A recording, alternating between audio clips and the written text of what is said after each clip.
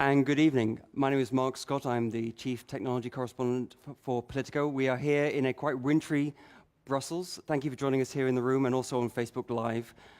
This is the third in the series of Kickstarting Europe, and we are here to discuss entrepreneurship, startups, and how the European tech scene works. So thank you for joining us. A couple of housekeeping rules before we start. Again, thank you for everyone here in Brussels for coming. Also, thank you for joining us on Facebook Live. I also want to thank our partner Telefonica for this event. It wouldn't be a tech event without a hashtag, so if you guys want to, either in the room or online, want to ask us any questions, it's hashtag Kickstarting Europe. So with that out of the way, and before we get going, I want to introduce Valentina Fernandez Garcia to come give a few remarks from Telefonica. Thank you. Okay, thank you, Mark. Good evening, everybody. My name is Valentin Fernandez, and I am Global Director of Business Development and Partnership in Telefonica Open Future.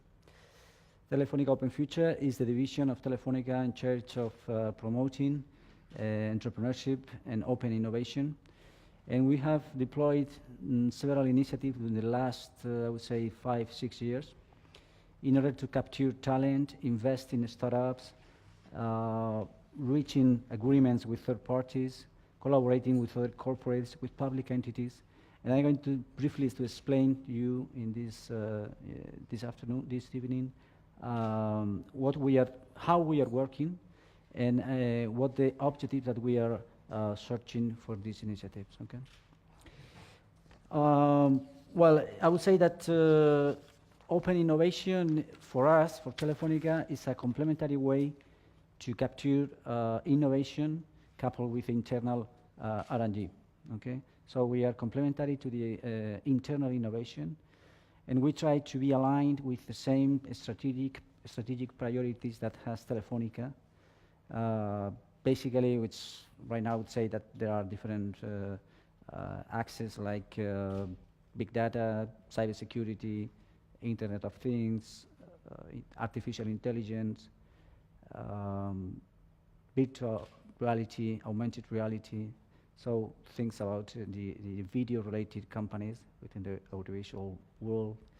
These are our priorities, and this also is our main focus at the time to capture talent out of our perimeter, right?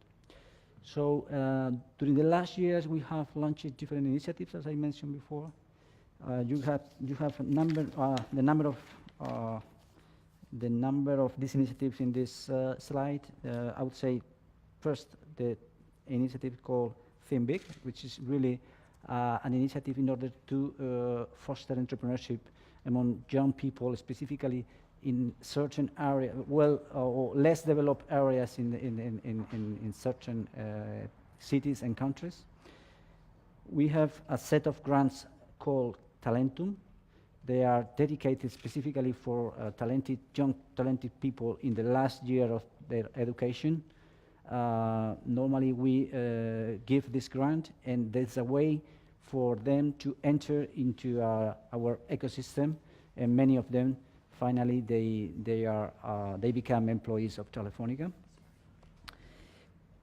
We have a number of collaboration agreements with third parties. Some of them they are public entities like local or regional governments, specifically in Spain, but not only in Spain, also in other parts of the world where Telefonica is present, like UK, Germany, and most of the countries in Latin America.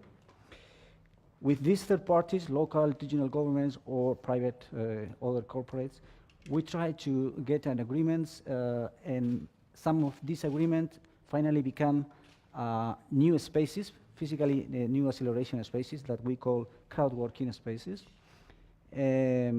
These spaces are specifically for local startups in those countries at a very, very early stages of maturity. Okay?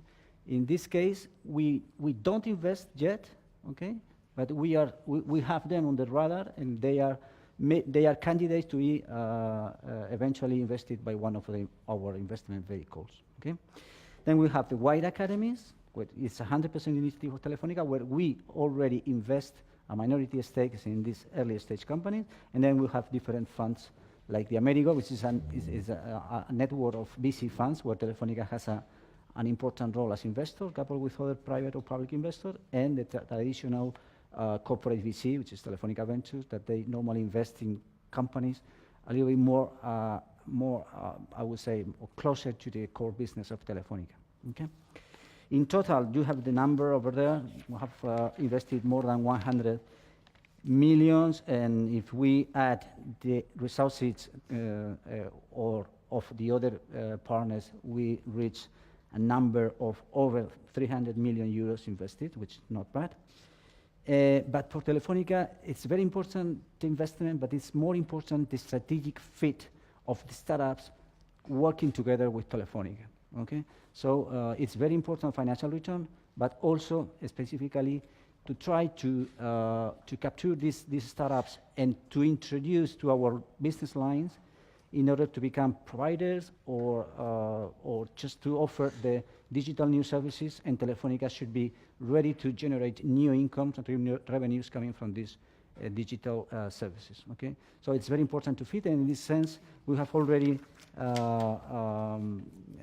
got more than 45 million new revenues, 45 euros coming from new revenues offered by these startups working together with Telefonica. It's not very easy because the difference of size and maturity and mentality and processes between the startups and a corporate like Telefonica is very different, and sometimes it's not easy, but I think it's very key and it's absolutely crucial for us to be successful in this sense.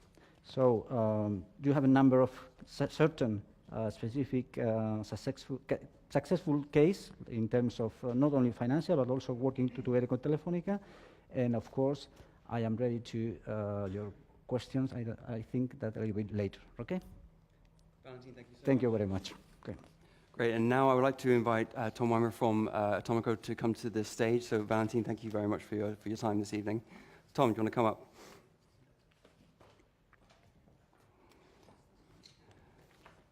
Great. Tom, thank you for joining us. So we're going to keep this relatively chatty. Let me just do a quick intro for those in the room and also on Facebook. So Tom is head of research and a partner at Atomico. So you might be asking, what is Atomico? But I bet you've heard of Angry Birds. You've probably played Clash of Clans from Supercell, and maybe tried, if you're from the Nordics, tried Klarna, the payment system. These are all companies from Atomico, the European VC house. So with that out of the way and that little blurb for Atomico, let's get down to business. You author a report every year looking at the state of tech in Europe, and the one that came out recently looked at, I think it's a 30-ish% increase in investment in Europe last year, to about 19 billion, which seems like a lot of money. But then you look at the amount of money that is invested in China and the US over that time period, and it's sort of 4 times as much.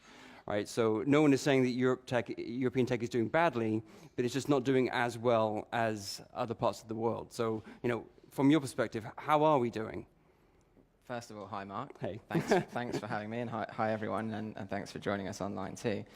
It's a great question. I think, to me, your question really gets to this idea of progress. Do we feel like we're making progress here in Europe?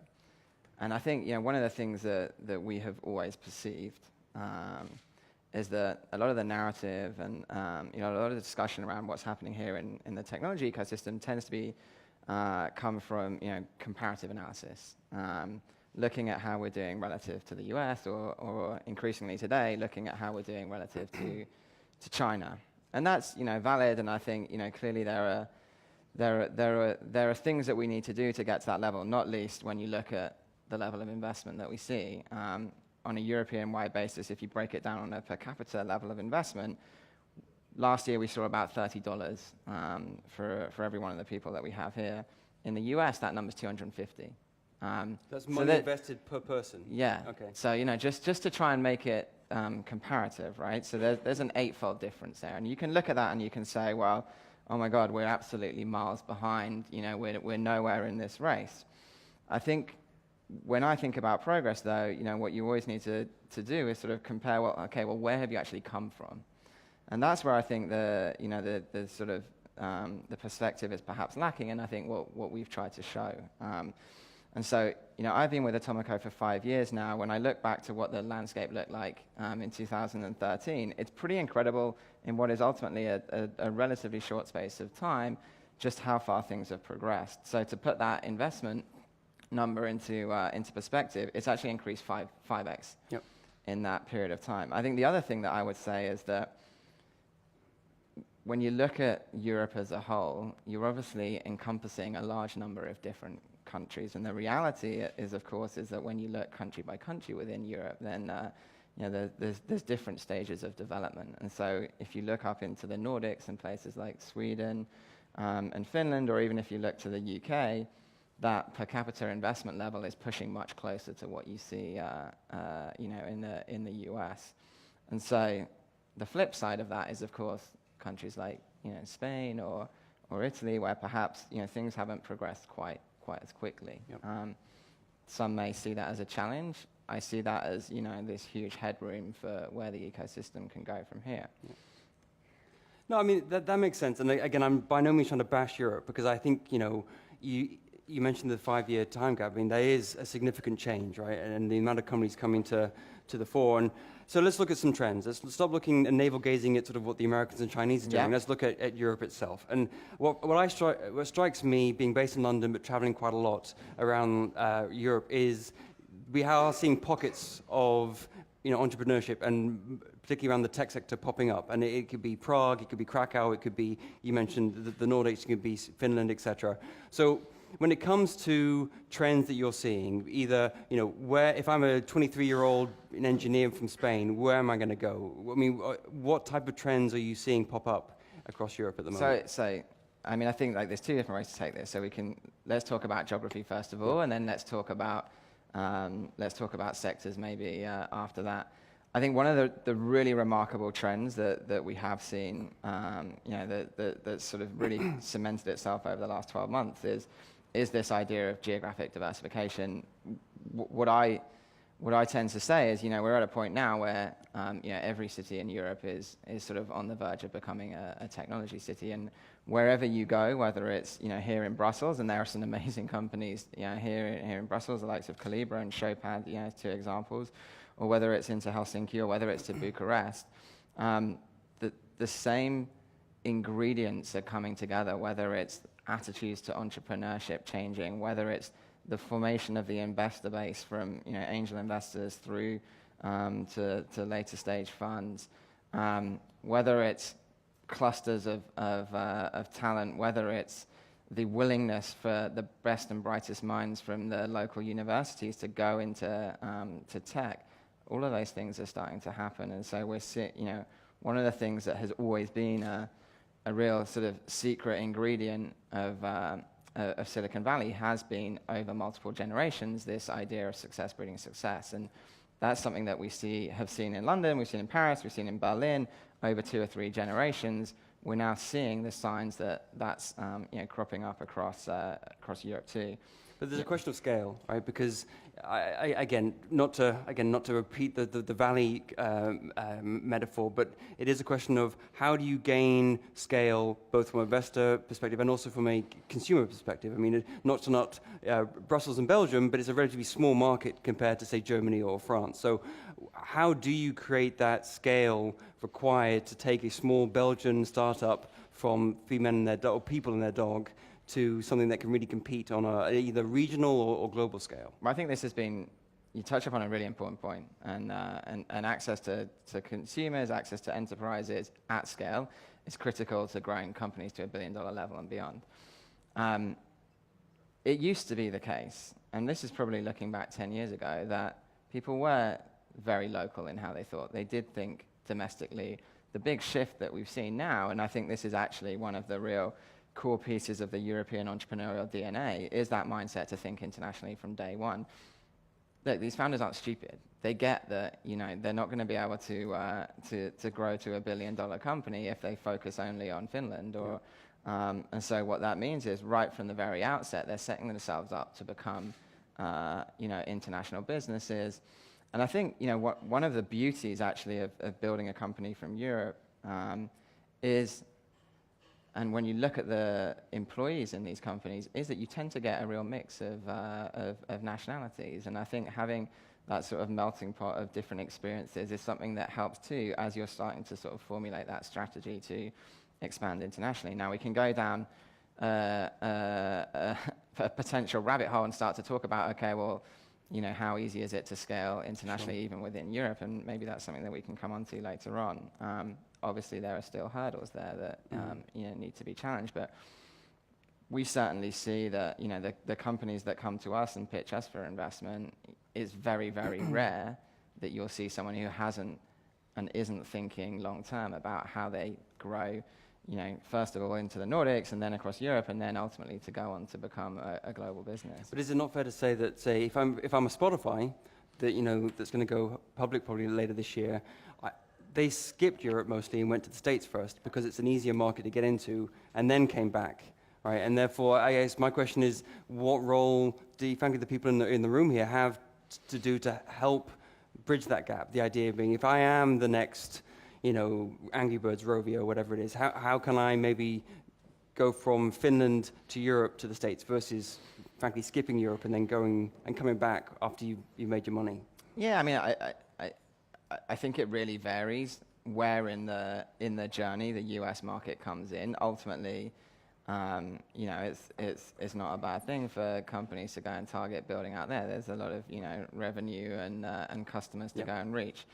I think, look, what really matters for you know, these companies is the speed and the pace, and then the cost at which they're able to sort of go from market to market. What we see is that variations in terms of licensing regimes, variations in terms of employment laws, variations in terms of taxation, these are all things that do not help the pace of expansion. And so the more that those types of barriers can be taken away, the faster, the cheaper, and the more effective, and ultimately the more successful you're likely to see these companies you know, go on to become big international businesses. But look, let me say this. Entrepreneurs are incredibly resilient people. This is what they do, right? They take on challenges, and you know, that's kind of what they thrive on. And so, although these things, you know, potentially are hurdles, we're still seeing, you know, large numbers of businesses, whether it's TransferWise or Spotify that you mentioned, or Farfetched, or Supercell, or Rovio, or many others, all go on to become, you know, iconic international and global brands. So, you know, this is happening in spite of that thing. Let's just clear the path. Exactly. You mentioned hurdles, and we both live in London, so we have to mention Brexit slightly. What impact are you seeing, either from your portfolio perspective or access to talent, both those coming to Britain and those maybe looking back to other parts of Europe? Yeah, I mean, that Brexit's this funny thing, right? Because what we see is when you actually look at the numbers, right? When you look at levels of investment that went into UK technology companies, it is another record year. You know, more capital invested into the UK, actually, I think, than Germany and France combined last year. Yep. When you dig beneath the surface, I think, you know, there is a gap between the reality of the numbers and the perception of entrepreneurs. And I think you framed it from a talent perspective in exactly the right way, which is inbound and outbound. And so when I talk about outbound, what I'm, you know, really talking about is, okay, well, are we seeing that founders, employees are leaving UK businesses to go elsewhere in Europe or outside Europe? Both at, you know, at the individual level or at the company level. Look, there are cases like that, and we have heard stories like that, but it's, you know, it's at best a trickle, and it's certainly not a flow. Where I think there is more concern is on the inbound. As we have spoken about already, and I think as is particularly the case in the UK, there is a heavy dependency on talent that comes inbound into the UK. I think From other European countries? From other European countries, but also, you know, there's from India, from the States, from Australia, even from Brazil, actually, when you look at where people come from, those are all important markets too. And I think that's a broader question actually for Europe as a whole, is how do we make sure that we bring that talent into supporting our ecosystem. I think on that front, that's where potentially, there's a sort of bigger risk to the UK, particularly in the context of, of the fact that, whilst the UK's had a record year, it's also true that France had a record year. As did Germany. As did Germany, as did Romania. And so, as a founder today, if I'm coming from, somewhere outside the UK, there's a number of options for me. Is it perhaps less likely that I go to the UK than it was 2 years ago? Probably. Yeah. So one thing that I find striking about the European ecosystem that's slightly different than others is the role of traditional industry, right? And either be it because they're filling a gap that frankly there is that doesn't exist from sort of a later stage venture capital fund, or they're providing access to market, or all these other reasons. I mean, walk us through what that means. What is the role that, say, a Siemens or other traditional companies can have? Helping not just sort of invest, but also to help build out the ecosystem a little bit. Yeah. So first of all, you're right to say that the appetite for collaboration here in Europe between the startup community and the scale-up community and sort of traditional industry is stronger than you see in other regions. Yeah, because in the US, basically, they want to disrupt them and be them. Right. Where here it's slightly different. Yeah, I think that's right, and I think the sort of broader context too is, of course, that now technology is now being a transformative force across every industry vertical. Look, I think to simplify, I would say that there are four things where we see this sort of collaboration playing out. So most obviously, it's investment. There's a huge level of corporate investment activity happening from financial services industry, from the automotive industry. But even from the logistics industry, from the healthcare industry. So as a source of funds for European entrepreneurs, it's a really important source of capital. Equally, too, for people like us. There's a real strong appetite between venture capitalists and traditional corporates to work together. They see us, rightly or wrongly, as a way to learn about what's happening in the technology space. And as a result, what you see is that as a source of funds for European VCs generally, is about 20% of funds comes from corporates, and I think that's a great example of the type of collaboration. The second thing is M&A, one thing that may surprise people is when you look at where do European technology companies exit to? To other European companies. It's to other European companies. 60% of all M&A transactions are to European buyers. Increasingly now, exiting to traditional corporates. Look at BNP Paribas buying Company Cal. Look at Daimler, that's been incredibly acquisitive. So that's happening more and more now too. And then I think you're seeing a lot more in terms of partnerships. Banks working with fintech companies. Deliveroo working with Heineken to get beer to people faster. Sounds pretty good to me. Yeah, exactly. Who would complain for that? And so across a range of different industries, more and more sort of meaningful partnerships, whether it's for technology reasons, for product reasons, for distribution reasons. It's a great way for entrepreneurs to reach customers at scale potentially. And then I think the last piece, which to me is fascinating, is this sort of interflow of talent. And so actually what we see is that it's not that straightforward to go and disrupt the logistics industry. Surprisingly. Having a computer science degree is great, but if you don't understand how that industry works, you're not going to get very far. And so what we're seeing is sort of this coming together, this marriage, whatever you want to call it, of our unquestioned brilliance on the technology side, but with this sort of deep industry know-how. And you are seeing sort of interesting flows of talent happen in that respect. By the way, it's not a one-way flow of talent from old industry into startups. They're busy sucking up the talent too, which leads us on to maybe another sort of interesting topic around this sort of war for talent that's happening here. Well, before we get to the war for talent, which is a great title for a book, I think, in the future, let's talk about Brussels. Okay. We talked about Britain and Brexit, so we have to sort of be equally fair and talk about Brussels. There is a sense, and forgive the people in the room, that Brussels is here to regulate and regulate only. That's obviously a misconception, but there is an assumption if any tech companies, startups in Europe think about Europe, Brussels, it's from that perspective. So that's wrong. What role can Brussels play?